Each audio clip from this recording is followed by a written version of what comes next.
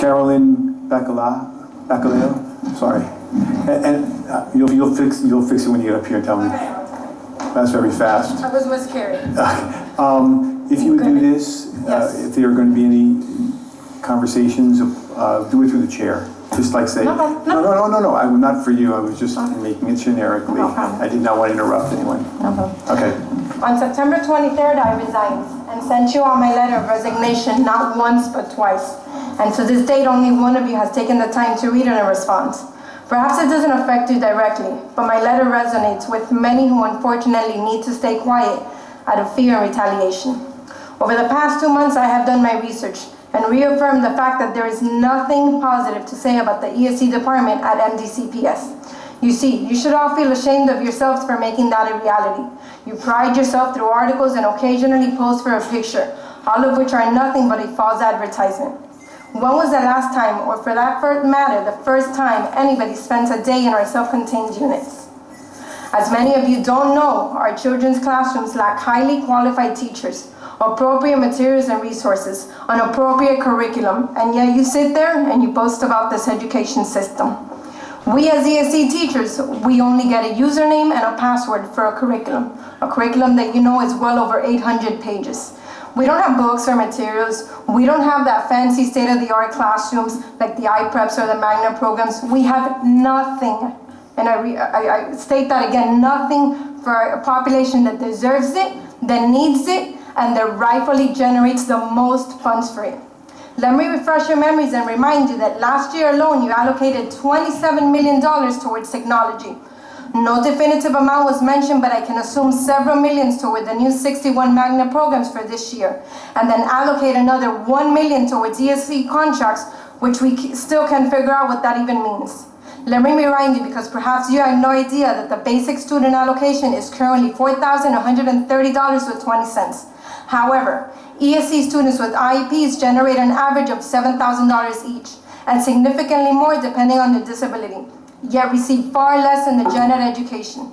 How is it that with an ESE population of nearly 78,000 with IEPs in 2015-16, you cannot manage to equip these classrooms with the necessary tools and resources so that as a district we can implement with fidelity a truly free and appropriate public education for all our ESE students?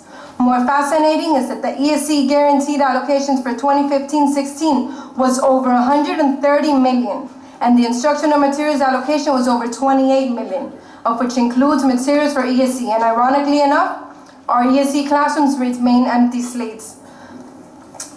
These are just numbers, and I can lie, but not the numbers. This is not our principal's fault. It's yours as the board. Stop denying our ESE students their rights. Stop mismanaging the funds our ESE students rightfully merit. Start holding people accountable, including yourselves, so that the supposed vision and mission of M-DCPS, as stated twice at this meeting, includes all our students, including all our ESE students, our ASD, our intellectually disabled, our physically impaired, which I forehand know are not receiving what they merit and what they really deserve. Thank you. Thank you, Carolyn. Mr. Vice Chair? Perhaps our superintendent. Yeah. I'm sorry. I would ask either Ms. Brown or Ms. Izquierdo to either yourselves or someone else to speak with the individual who just spoke. Number one. Two, we do value and dignify all students. All programs in Miami-Dade County Public Schools are audited. The IEP is sacrosanct in terms of the type of services that children on the basis of their disabilities are entitled to. And I am very eager to know anytime there's a violation of that IEP.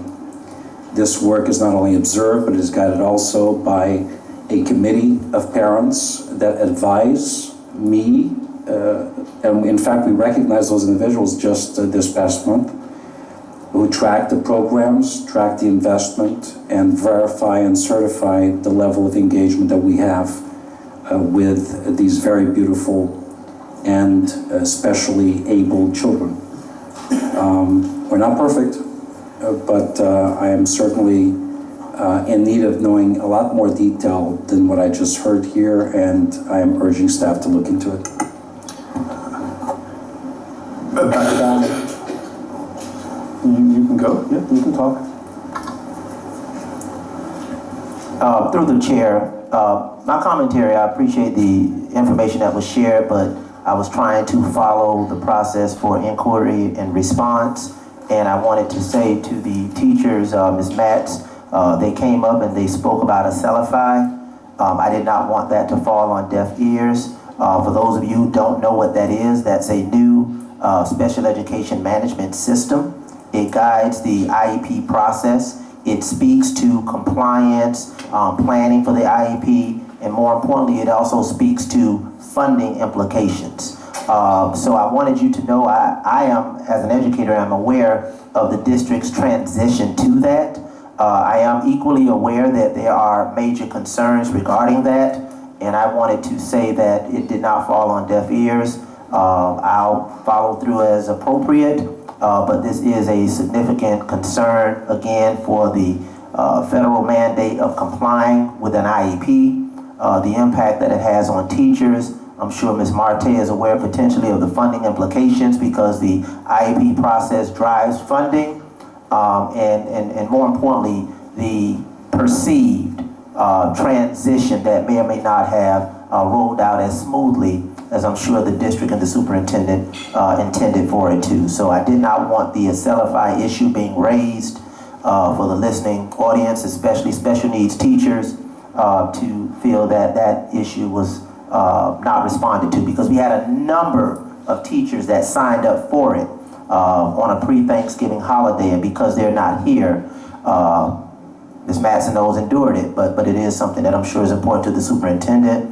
And it is something that at the appropriate time and through the appropriate channels, I'm interested in following up on. Thank you. Thank you very much, sir. Ms. Luke, Ms. Navarro? Thank you. I want to follow Dr. Gallen's remarks. I know I also have had extensive conversations with the United Teachers of Dade and also Mrs. Izquierdo. And I know their commitment to ensuring that these issues get resolved as soon as possible to ensure that our students receive all the services as soon as possible. Sometimes, yes, there are kinks when we have new programs, and it does require a lot of training. This is a very important program for our students, our most vulnerable students, and I have confidence that they will get back to us as they're working on these issues actively. To address also Ms. Bacayo, I want to thank you for coming to our school board meeting. It really concerns me to hear that an individual with your passion for teaching has resigned. That is something I don't want to hear the day before Thanksgiving. It's hard to hear that. And I did receive, I don't know if you emailed everybody, but I received your email and I have referred that to the superintendent's office for a response. So I will be anxiously awaiting for that, but I think they want more information from you. And I know our staff is here to address some of your issues that you have proffered before us as well. Thank you for coming. Thank you very much, Nubi. Mrs. Rojas? Thank you, Mr. Chair. I too want to express to you that, first of all, I'm a new board member. Today is my first meeting, so I have not had the opportunity to read any documentation which you referred to earlier. I do want to let you know that as a former teacher myself, and knowing that we have a shortage of teachers right now, it does truly disturb me to see that you did resign, because it appears from the passion evident here this evening that you really do care and that you were talking from your heart. So I look forward to reading whatever documents you submitted to the rest of the board. And I'm confident that the superintendent and his staff are also going to follow up accordingly. But I want you to know that this board member does care about teachers, and I will be very happy to follow up accordingly to see what the issues were that obviously got you to this point. Thank you for coming out this evening, and especially the day before Thanksgiving, because of your true passion and love for the profession. Thank you. Anybody else? No one else? Just a comment to you, Mr. Superintendent. I want to thank you for volunteering immediately to have someone to speak to the teacher. Strong leadership. Thank you, sir. Mr. Chair, if I may, we always extend that. It is the right and professional thing to do. I am stopped very short of my comments because I do know more than what I said, but I don't think it's appropriate to say it publicly. And sometimes overextending the conversation may, in the future, prove to be counterproductive. So I am very interested in knowing additional details, but prior to coming to this meeting, I was made aware that, for example, the only thing I'll say is that